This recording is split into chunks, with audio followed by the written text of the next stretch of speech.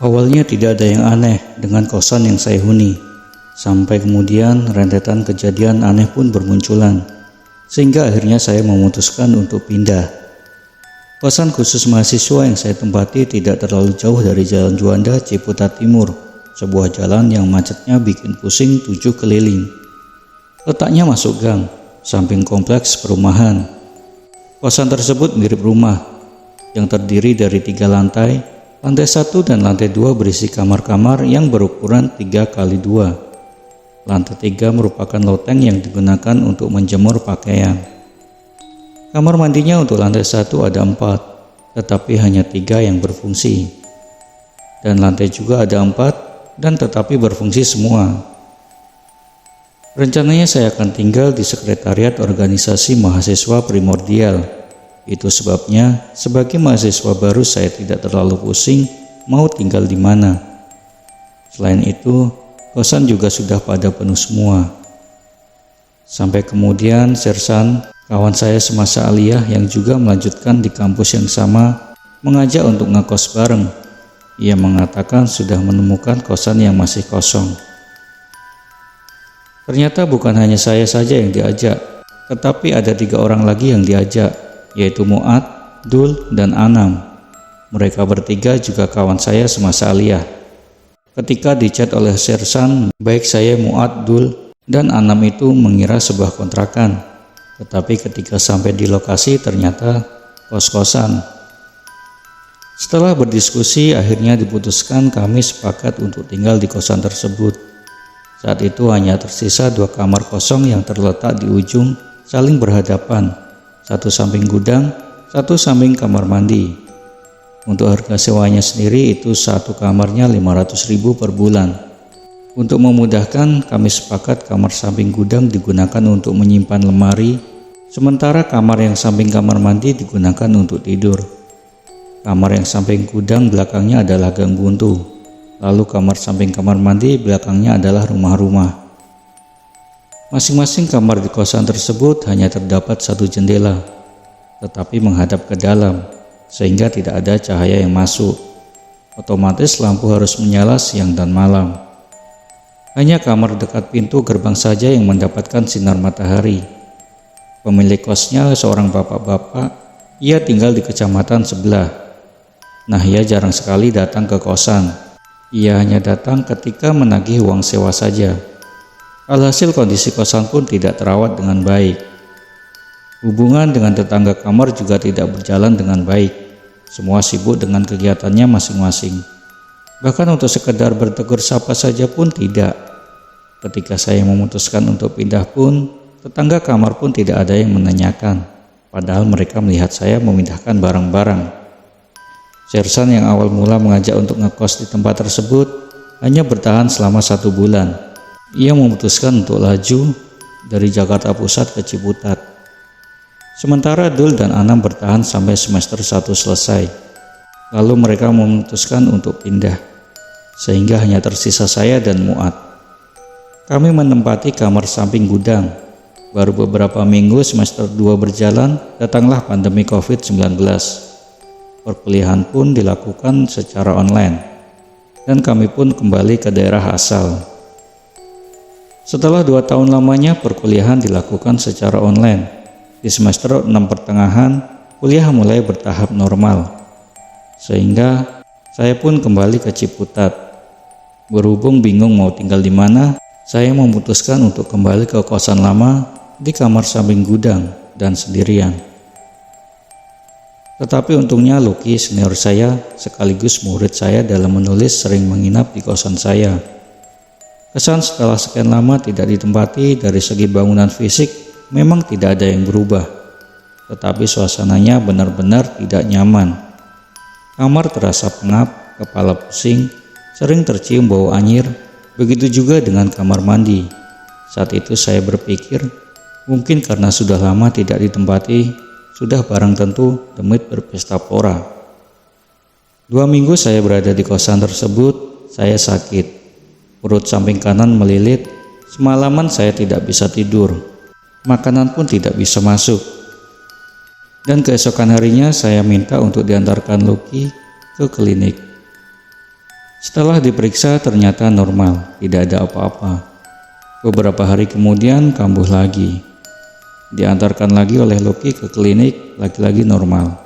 Sampai kemudian saya teringat bahwa saya dibawakan air doa dari rumah. Diminumlah air tersebut dan alhamdulillah sembuh. 1 bulan kemudian ketika Lucky menginap di kosan saya, ia mengalami sakit seperti yang tempo hari saya alami.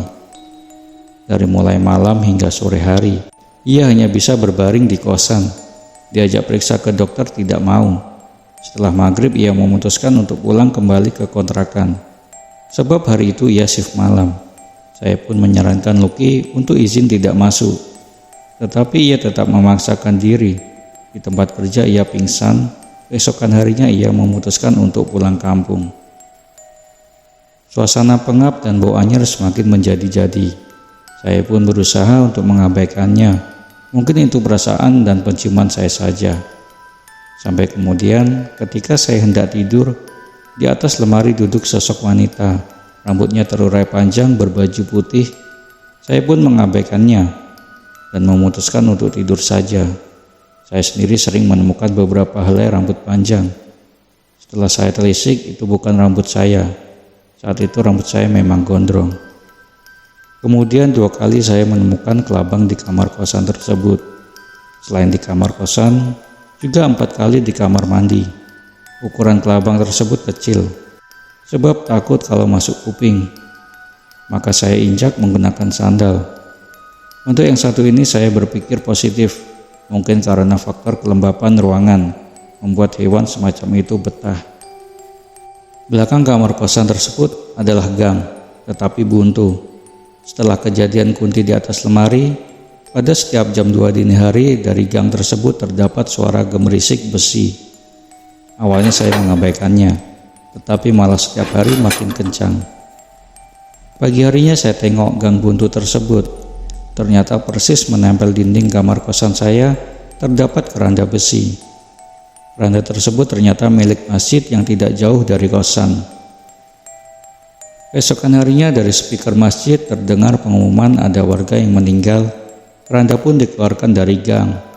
Ketika keranda tersebut dikembalikan ke tempat semula, suara berisik kembali terdengar lagi. Ingatan saya melayang pada keranda di desa saya. Dulu keranda di desa saya ketika ada yang meninggal akan memberikan pertanda berupa suara berisik pada hari dan jam tertentu. Suara berisik keranda tersebut berhenti di saat diganti dengan yang baru. Kosan tersebut pada akhirnya jarang saya tempati lagi. Saya pun jadi sering pulang ke kontrakan paman di Tanjung Priok atau bapak di Kemayoran. Sampai kemudian pada suatu sore sehabis dari kampus, saya masuk ke kamar. Tiba-tiba saya terbanting, tangan saya terpelintir ke belakang. Kemudian saya mengatakan sambil menahan rasa sakit, "Alam kita itu beda, kok malah mengganggu." Air doa dari rumah yang saya bawa lalu saya usapkan pada tangan. Rasa sakit pun mereda. Setelah saya teliti, ternyata terlihat bekas cengkeraman. Saya pun berusaha untuk tetap tenang. Kakek buyut dari pihak ibu meninggal di Mekah sebelum saya lahir. Saya sendiri tidak tahu kakek buyut seperti apa. Fotonya pun saya tidak pernah melihatnya, sebab hilang. Malam esok harinya malam Jumat. Setelah kejadian saya terbanting, saya bermimpi. Dalam mimpi tersebut saya diajak ke masjid oleh seorang pria. Dari bentuk wajahnya mirip Mbah Koir, adiknya Babah, yaitu panggilan saya ke kakek. Sementara mata, hidung, mulut mirip Babah. Ketika berjalan sarungnya dicincing atau diangkat menggunakan tangan pada salah satu ujung. Dalam perjalanan menuju masjid tersebut saya diberikan wejangan. Lebih baik pindah, ia mengatakan, tetapi dalam bahasa Jawa. Mungkin untuk saat ini kalau pindah kosan sulit ya. Lebih baik ke Tanjung Priok dulu untuk sementara waktu, supaya lebih aman. Pindah kosnya nanti aja. Pokoknya sebelum hari Rabu harus sudah di Tanjung Priok.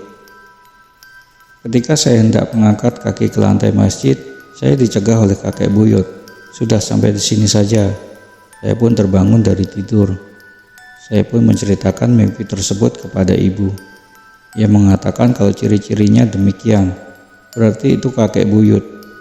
Akhirnya saya pun memutuskan untuk sementara waktu mengungsi ke Tanjung Priok. 2 bulan saya tinggal di Tanjung Priok, lalu kembali ke kosan tersebut. Meskipun suasana mencekam masih terasa, tetapi tidak separah sebelumnya. Cuma kali ini saya tidak bisa tidur malam. Salah seorang teman yang memang lama tidak bertemu karena COVID-19 main ke kosan saya. Namanya Huda. Teman saya ini memang memiliki kepekaan terhadap hal-hal mistis. Ketika berkunjung ke kosan saya, ia lemas sekali. Seharian ia tidur, padahal ia orangnya sangat rajin. Ia pun mengatakan bahwa ada yang aneh dengan kosan saya. Ia pun menyarankan agar mencari kosan lain.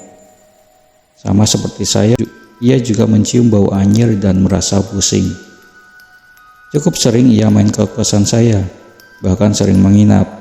Tetapi setiap kali ke kosan saya, ia malah tepar. Ia pun menceritakan bahwa setiap kali tidur di kosan saya, selalu mengalami mimpi basah. Kemudian Huda pun membantu saya untuk mencari kosan baru. Ia juga yang membantu memindahkan barang-barang. Ketika saya memindahkan barang-barang, tampak perempuan berambut panjang berbaju putih melambaikan tangan kepada saya. Ada 3 asumsi perihal siapa perempuan berambut panjang berbaju putih. Bisa dikatakan kuntilanak itu. Asumsi pertama, kuntilanak tersebut benar-benar entitas makhluk halus dari sebuah tempat. Berhubung menemukan tempat kosong yaitu kosan saya, akhirnya ia memutuskan pindah ke kosan tersebut. Asumsi kedua, kuntilanak tersebut merupakan kiriman seseorang. Sebab beberapa tahun yang lalu, keluarga saya juga sempat diteror oleh sosok tersebut. Setelah diselidiki, ternyata hantu tersebut merupakan kiriman dari seseorang yang tidak suka dengan keluarga saya. Asumsi ketiga, kuntilanak tersebut merupakan sosok Korin, di mana semasa hidupnya pernah singgah di kosan yang saya tempati tersebut. Suatu hari ibu dari pemilik kosan yang sudah tua datang ke kosan. Ia bersih-bersih. Saya pun akhirnya membantu. Ia mengeluhkan perihal anaknya yang tidak mampu merawat dengan baik kosan yang diwariskan olehnya. Ibu pemilik kosan tersebut bercerita bahwa dulu ia bekerja di Kementerian Ketenagakerjaan. Tempat tersebut kemudian dibeli oleh dirinya. Awalnya sih tidak dijadikan kosan mahasiswa, melainkan digunakan untuk tempat tinggal sementara mereka yang pulang dan akan berangkat bekerja ke luar negeri. Dari situ saya mendapatkan penjelasan tidak langsung siapa sosok tersebut. Kuntilanak tersebut juga hendak bercerita kepada saya siapa dia sebenarnya. Namun sebelum ia akan menceritakannya, saya sudah pindah kosan. Lagian juga saya malas juga sih, sebab pasti mintanya macam-macam. Minta diantarkan pulang lah, kan serem.